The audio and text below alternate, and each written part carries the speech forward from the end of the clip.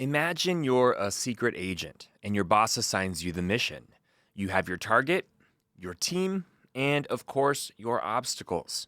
The mission I'm talking about happens in downtown St. Louis, 1964. It's noon on July 14th, and Percy Green is the man in charge. He has scoped out the destination, and his team is ready to move. Their main concern? Getting caught before they accomplish the mission.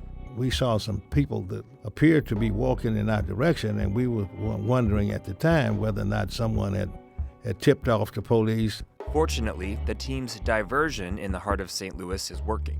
So we set up a picket line at the old courthouse, announced to the press that we were going to have some people arrested. So, with the press and authorities distracted, Percy and his partner, Richard Daly, focus on the real destination, the half-built St. Louis Arch, a federally funded project taken on by the McDonald Construction Company. Why the arch? Well, you see, this is actually a protest, and the target location is the arch.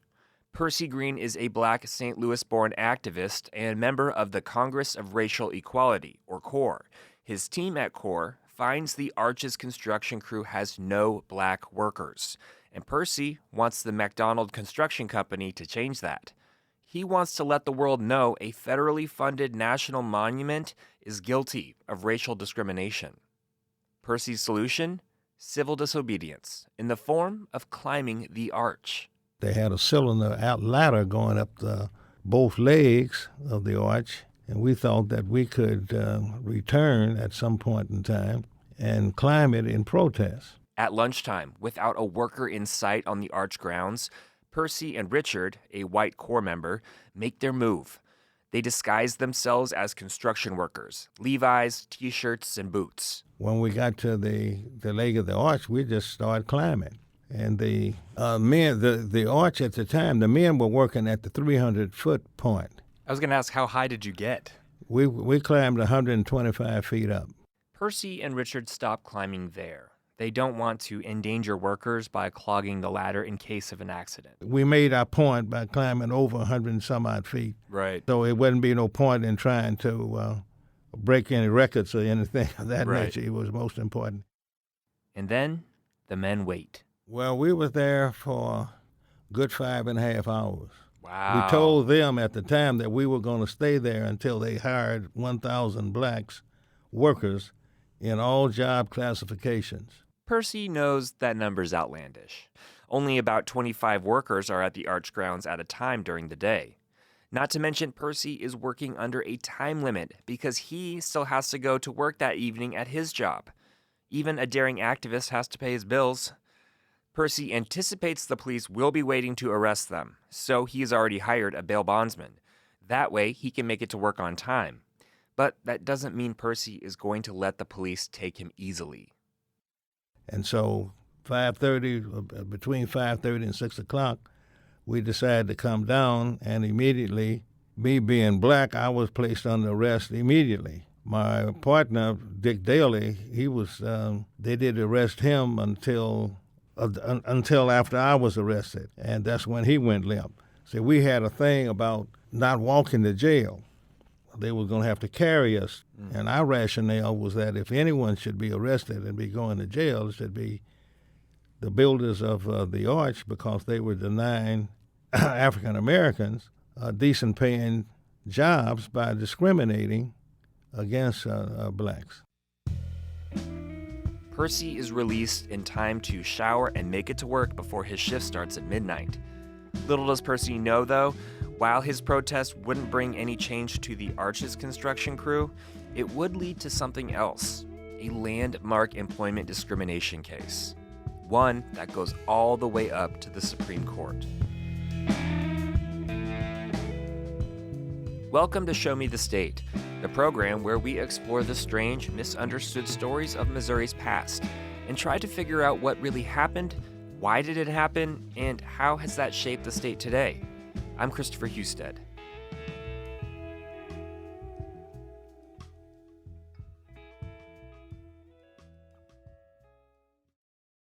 Before we get to the Supreme Court, let's talk about where we're at. It's 1964, and we're in the heat of the civil rights movement. In June, a month before Percy's protest at the Arch, protests in St. Augustine, Florida are reaching a fever pitch. Martin Luther King Jr. and hundreds of others are arrested, and the unrest is receiving attention worldwide. In response, lawmakers take action and pass the Civil Rights Act of 1964. It's enacted on July 2nd. It doesn't include any protections against employment discrimination yet. That will come later. Unfortunately for Percy, those protections won't arrive until the following year. In the meantime, his company fires him. During the time of his Arch protest, Percy is working for McDonnell Douglas, an aerospace manufacturing company that later merged with Boeing. Again, that's McDonnell Douglas, no, not McDonald Construction Company, which built the Arch. I know, that's a bit confusing, even for Percy and I. The contractor of the Arch, whose name was McDonnell also, but it was not spelled the same as the aircraft company. Right, McDonald and McDonnell are different. Yeah. That's confusing for some people, especially on the radio if you can't see it spelled out. Exactly. Percy starts working at McDonnell Douglas in 1958 as an electrical mechanic. It's a union job, but he moves to the non-union research and development team to work on Project Mercury, an early space program. After his protest, McDonnell Douglas fires Percy on his birthday, August 28th. The company blames budget cuts, but as the only black technician in his division, Percy is surprised to be let go, if budget cuts were the reason. Seemed like to me that, and since they didn't have a sufficient number of blacks in the first place, that if they was going to lay off, they should lay off whomever they would lay off, but certainly not the only black research and development technician that they had. Of course, they didn't accept my argument. At the time of Percy's layoff, McDonnell Douglas announces openings for electrical mechanics, his former position at the company. This only makes Percy more confused. Now, if they were operating, fairly, you would think that if they were going to cut research and development technicians, they would have offered me to go back to the job that I had prior to, which was the union job. But instead, they wanted me out altogether. After the layoff, Percy continues his activism. Following the Arch protest, Percy and other members break off from CORE. The organization is moving away from acts of civil disobedience. So Percy and others start a group called Action to continue doing direct, nonviolent protests. Action protests twice at McDonnell Douglas because its workplace of thousands is only 5% black. The incidents include parking cars outside the factory entrance at shift change and using a chain to lock McDonnell Douglas executives in an office building.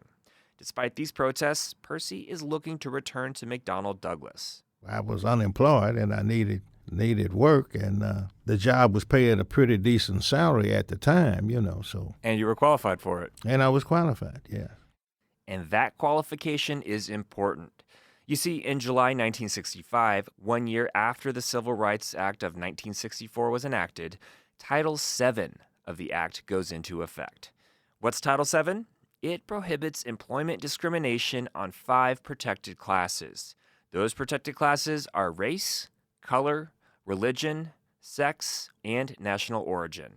With Title VII's passing, Percy knows he has a new form of protection, so he applies in July 1965 for his former position, one he knows he's qualified for. Then I go back, make an application for the job that they were still running ads in the newspaper for as a radio and electric mechanic. And they were shocked. But anyway, they refused to hire me, and that started the proceedings of the Green versus McDonnell case.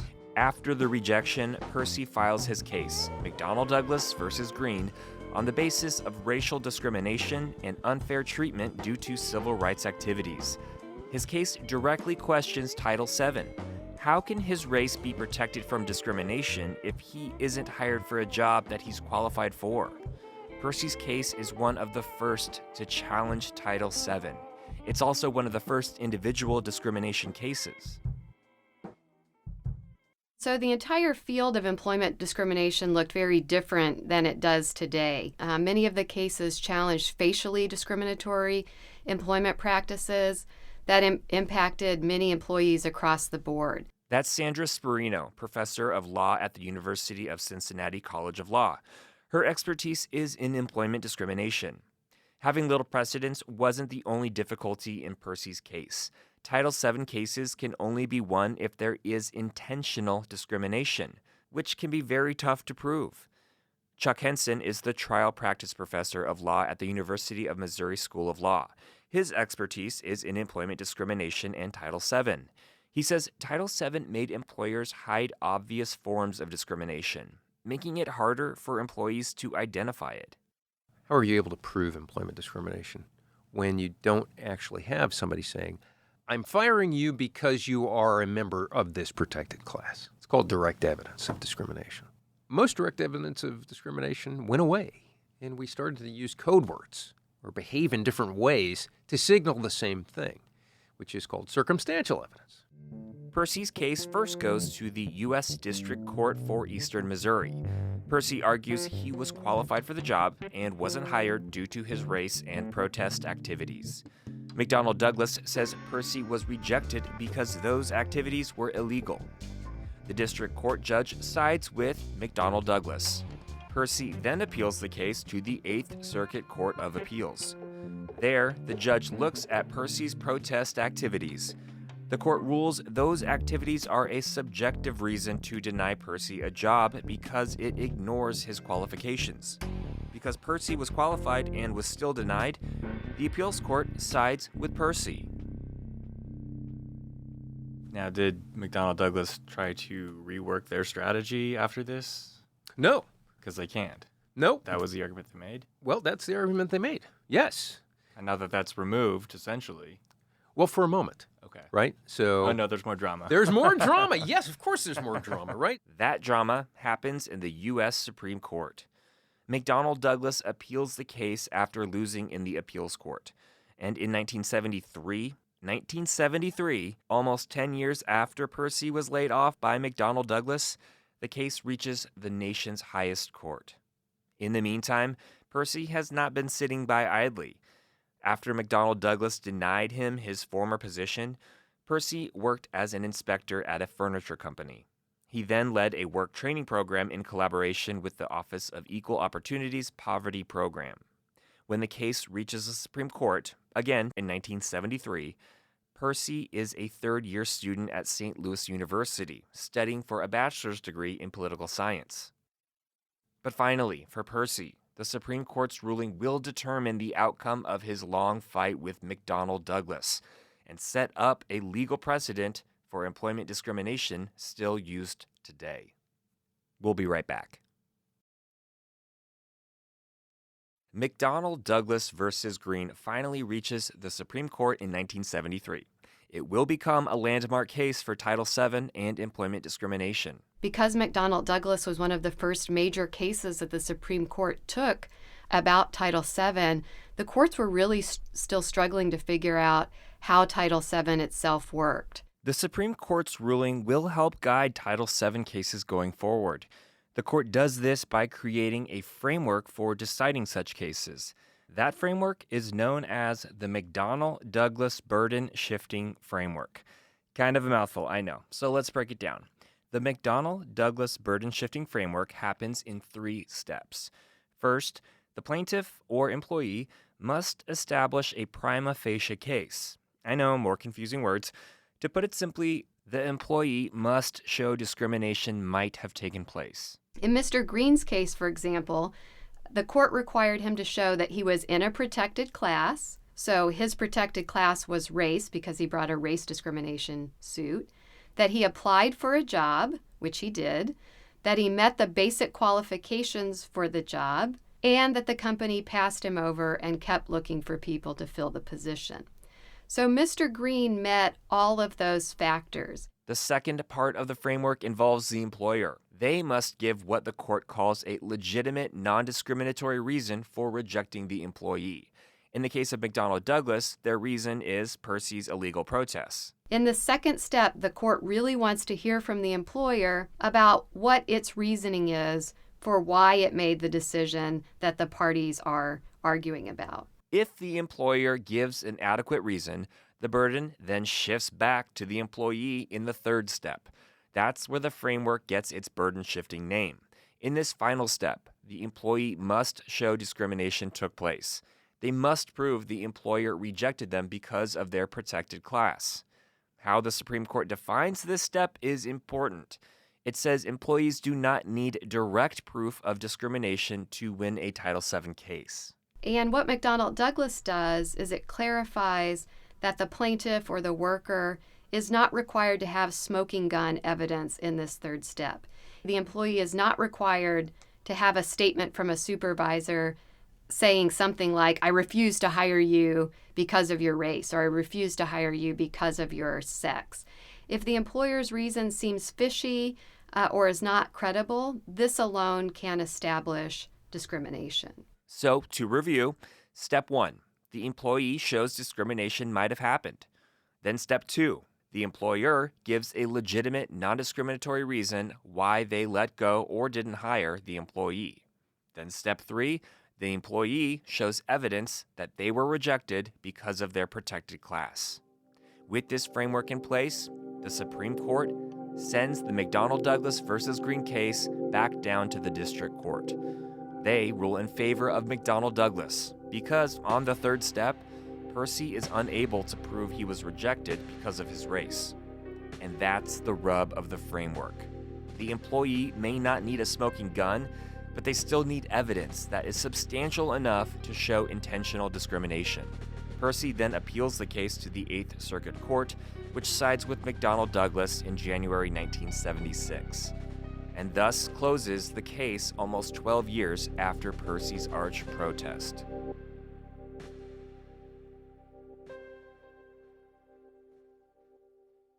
You know, I didn't have no real thinking that the Supreme Court was going to rule in my favor, and as it turned out, I was correct.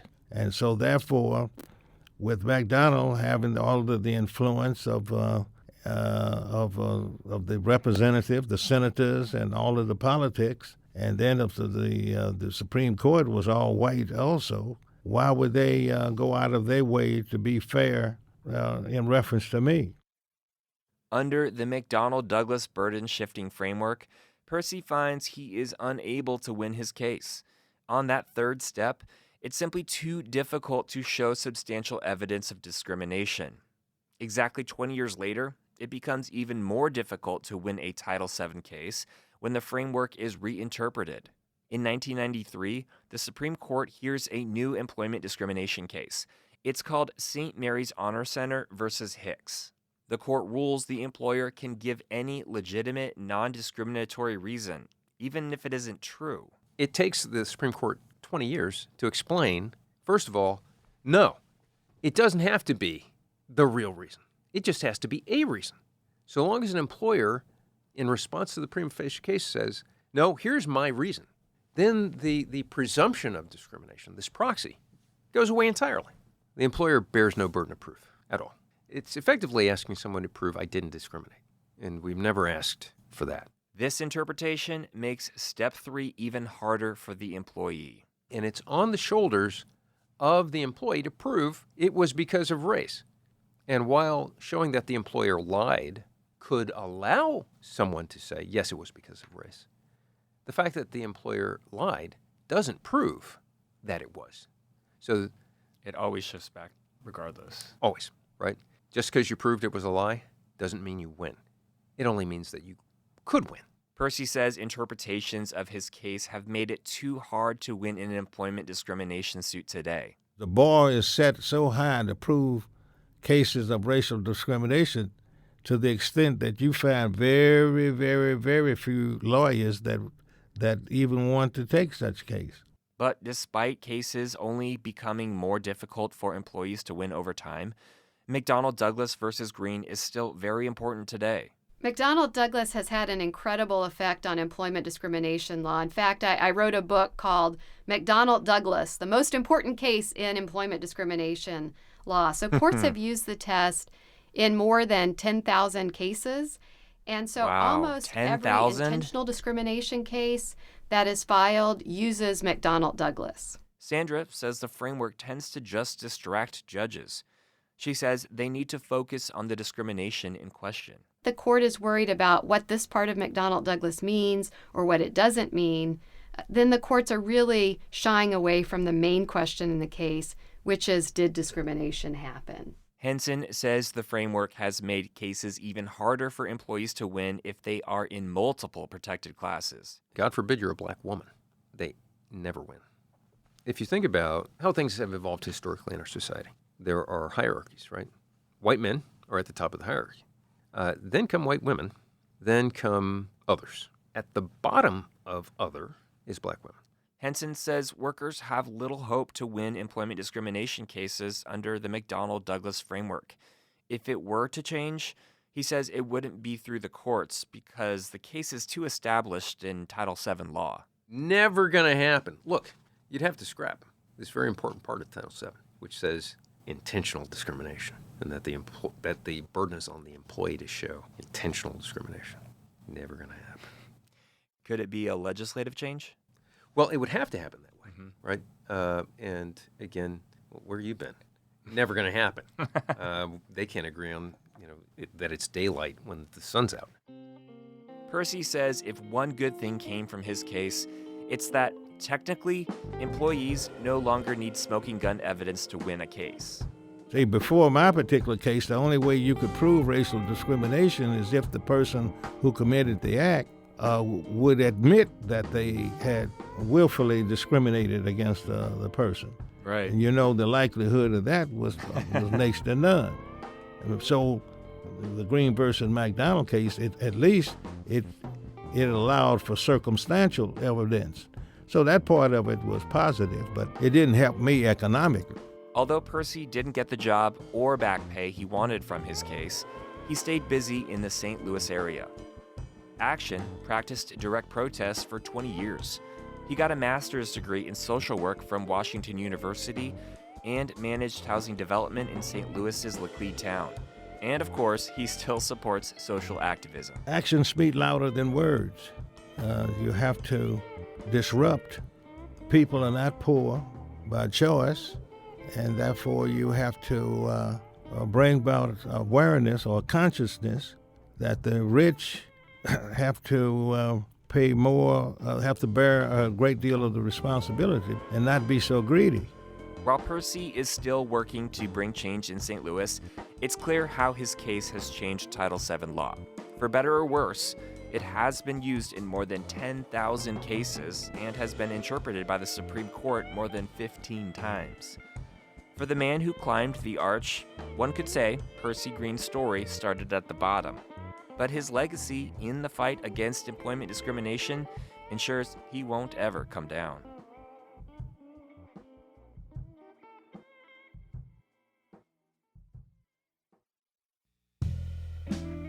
Show Me the State is produced at KBIA at the Missouri School of Journalism. Sam Mosier produced this episode.